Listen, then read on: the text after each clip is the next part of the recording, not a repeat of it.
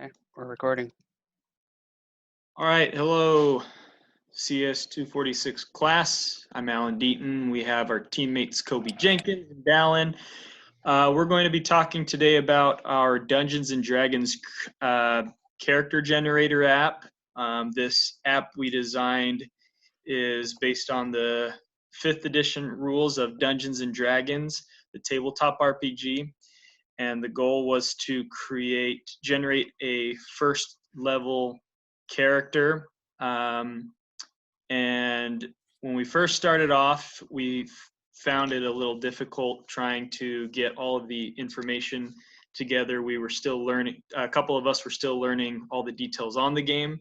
But luckily we had Kobe, who did have a sponsor who was able to give us some direction. So our sponsor is a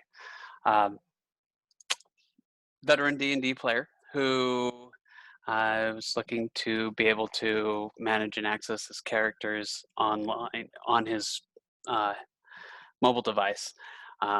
So we tried to put in a lot of thought into the planning of the application. Here you can see we had the workflow that we wanted the user to go through in a very broad sense.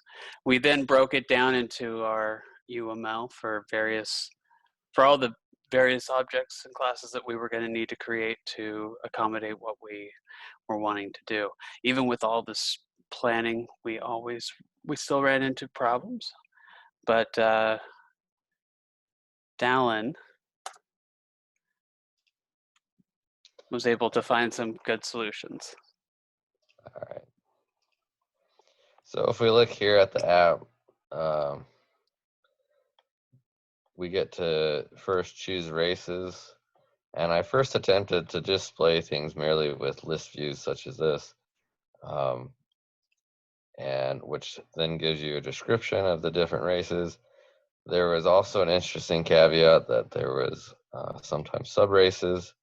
So I broke it up to sub-menus, which then took you back to the same description category. However, I ran into a challenge when sometimes things require options, that it required more intensive programming to a list view.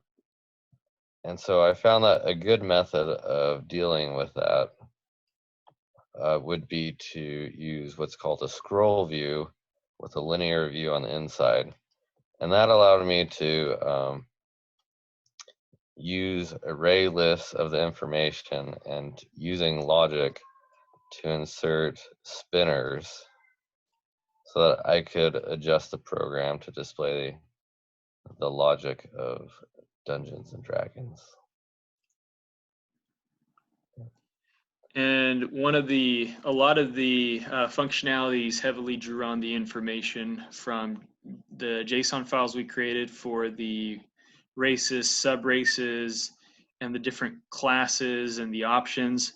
One of the struggles that we came across is we had one big JSON file with everything hard-coded, but as we progressed, we realized that we had to break the files up, and we had to recreate files to fit our formatting. I know Kobe, he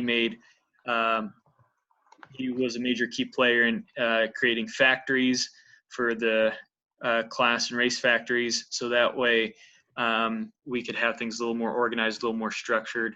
But overall, we're really happy with how the app turned out. Had we had more time, we probably would have not hard-coded as much, but maybe looked into database usage and things like that. But due to the time constraints we had and us learning a new technology and also learning a new game, we're very happy on how it turned out overall.